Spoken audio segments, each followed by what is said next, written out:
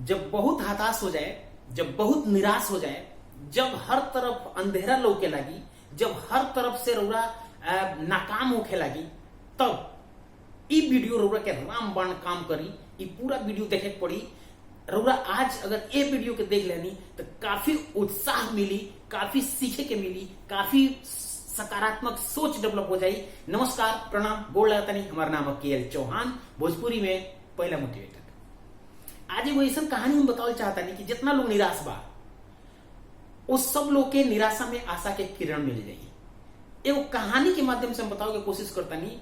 एगो स्कूल में टीचर कहले कि पढ़ाई के दौरान कि सब अपने छात्र से कि जा करके बिहने आपन आपन सपना जीवन में का करे के बाद उ सब केहू लिख के ले आओ। ओई में से एगो लड़का जाता, सब केहू अपन अपन सपना लिखे खातिर घरे गए। एगो लड़का पूरा रात जाग के लगभग 4 पेज के अपन सपना नोट डाउन करके ले आई। सपना में लिखलस कि हमरा आवे वाला समय में फला नाम के कंपनी खोले के बाद ओइमे हजारों लोग काम करी, हमार हेतना बढ़न घर रही, हेतना बढ़न गाड़ी रही, नौकर चाकर सब केहू रही, इत्यादि इत्यादि। पूरा सपना सारा रात जाग के लिख देलस। सवेरे जाकर के पेपर सबमिट करे के रहे। ओकरा यकीन रहे, विश्वास रहे कि हमरे सपना जितना बढ़न केहू सपना ना लिख ले। 3 दिन बाद जब रिजल्ट आई तो ओकरे पेपर पर फेल लिख करके रिजल्ट मिलल कि तू सपना तहार ठीक नहीं है, तहार जो जवाब बा ठीक नहीं है। टीचर जे रहे, अध्यापक जे रहे, क्लास में सबसे आगे खड़ा करके ओकर बेइज्जत कर दियल कि तहार औकात नहीं है जे इतना बढ़न सपना देख सकेला। देखी, सपना देखले में भी लोग औकात देखेला कि के औकात बा कितना बढ़न सपना में, जबकि सपना देखले में कोनो पैसा लागे के नहीं है। फेल हो गई और टीचर कहना कि अगर तारा पास होके के बाद जा अपन सपना अपने औकात के अनुसार लिख के लेके आओ। लड़का घरे गए, अपने पापा के लगे, पापा से कहलस कि पापा हम हई सपना लिखले रहनी हो और टीचर हमरा के कहत रहे कि तार सपना उपयुक्त नहीं है। टीचर पूरा पिताजी पूरा पढ़ले, कहले कि टीचर तार ठीक कहता है, तार हमार औकात नहीं है कि कोनो इतना बढ़न फैक्ट्री खोलल जा सके जौना में हजारों लोग काम करे, बढ़न गाड़ी, बढ़न घर, लाइफ स्टाइल बिल्कुल अलग। हमने क्या औकात नहीं है।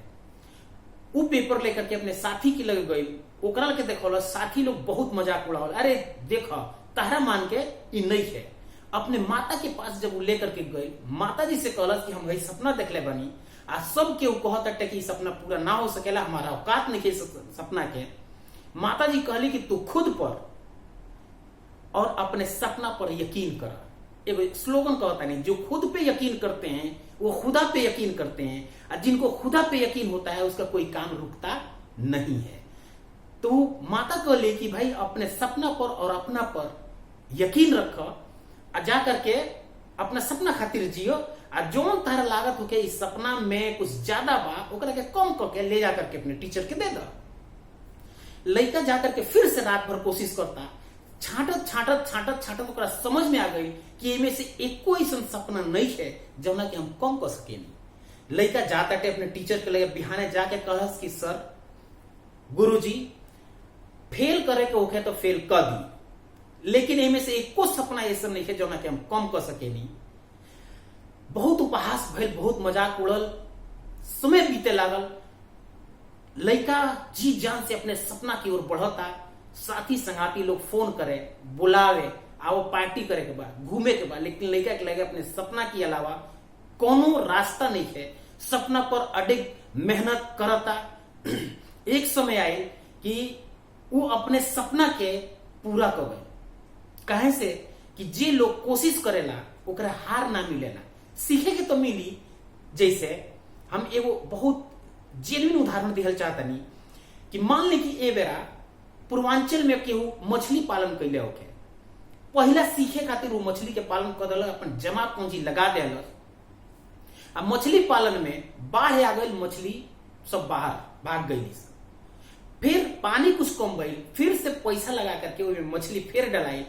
आ कुदरत के मेहरबानी, कुदरत के कहर कि फिर से बाढ़ आई, फिर मछली बाहर। का लगता और का करे के चाहिए? करे के ही चाहिए कि पहला बात कि प्रकृति पैसा, सम्मान, नाम, ओहदा, पद, कद दहले से पहले आजमाई रउरा वो लायक बानी कि नहीं। हो सकेला कि वो ईश्वर, वो खुदा, वो गॉड मछली पालन वाला के आजमावत होके कि कितना पानी में तू बाढ़। अब का करे के चाहिए वो मछली पालन करे वाला व्यक्ति के कि ये मान लेवे के चाहिए कि नया व्यवसाय, नया बिजनेस, नया रोजगार हम करतनी आज ले कब हम कैले नहीं तो ई जो हमार नुकसान होइल ई मछली पालन सीखे वाला फीस रहल। अगर ए नजरिए से उ जाई तो ओकरा नकारात्मकता ना घेरी आ उ अगला सीजन में पूरा तैयारी करके और मछली पालन करी तो यकीन मानी उ सफल हो जाई। उ लड़का 10 साल के बाद अपन पूरा रोजगार, पूरा व्यवसाय डेवलप कर ले रहे। रोजगार के सिलसिला में दूसरा शहर जाए के पड़ल तो उहे गुरुजी लौक गई। लड़का पहचान लेलस, लेकिन पहचानने के बाद ओकरे मन में ईर्ष्या नहीं आई। जाके उनके पैर छू के आशीर्वाद मंगलस कि गुरुजी, सर जी, हम उहे हई जेकरा के रौरा औकात बतौले रहनी कि हमरे औकात नहीं कितना बड़ा हम फैक्ट्री के मालिक बन सकी। गुरुजी देखले, कहले कि हमरा से भारी भूल हो गई कि हम औकात के हिसाब से, व्यक्ति के पारिवारिक पृष्ठभूमि के हिसाब से हम ओकरा के आकलन कैनी। ना जाने कितना लड़कन के सपना बढ़न भइले से पहले, सपना बुनले से पहले हमरे एगो छोट मानसिकता की वजह से लोग संकुचित हो गए और सफलता ना पावल। उ लड़का अपने गुरुजी के अपने जेब से निकाल के कार्ड देहले, कहले कि जब भी कोनो जरूरत पड़ी गुरुजी हमरा के फोन करे। काहे कि वो दिन रौरा अगर हमरा के ना बतौले रहती आ हम जिद ना ठनले रहती तो आज हम एजा ना पहुंचले रहती। तो रौरो अपने कामयाबी खातिर, अपने सपना खातिर जिद ठान ली। मछली व्यवसायी भाई जी बने, अगर 2 बेर नुकसान हो गई बा तो यकीन मानी प्रकृति तीसरा बार में रौरा के पास करे खातिर तैयार बा। बस रौरा हिम्मत नहीं हारे के, हिम्मत हार गई तो फिर से ई जो नुकसान होल बा इहो पूरा ना होई और ओकरे बाद से करे का समय है।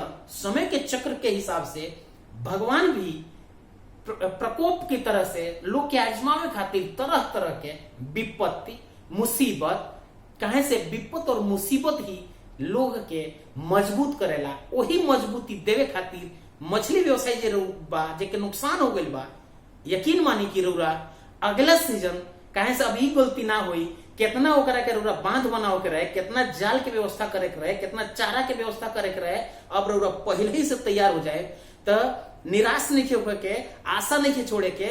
आ जितना नुकसान हो गई बा ओकरा के रौरा फीस समझ ली कि फीस जमा कैले बानी और वही फीस के रिजल्ट अब पास होके मिली तो सीजन नया शुरू हुई, वही में रौरा नया काम कर सकेनी। जितना लोग भी एवरा हमरा वीडियो के देखता, अगर एवरा चैनल के सब्सक्राइब नहीं कैले तो चैनल के सब्सक्राइब करी, लाइक करी, वीडियो पसंद आवे तो ओकरा के शेयर करी। आ भोजपुरी के बढ़ावे के बाद, सुगर बनावे के बाद, सुगर बनावे के बाद, एकता में आवे के बाद, राजनीतिक माहौल आ गई बा, राजनीतिक माहौल बा अपना पूरा पूर्वांचल में भोजपुरी बेल्ट पर।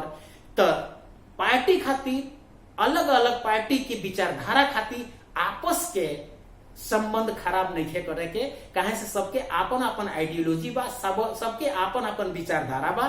तो विचारधारा से परहेज तो हो सकेला, लेकिन जे व्यक्ति के विचारधारा बा वो व्यक्ति से परहेज कैले के जरूरत नहीं है। काहे कि हमने के एकजुट होके के बा, एकता में रहे के बा, तब जाकर के हमने के कुछ कह पावल जाई।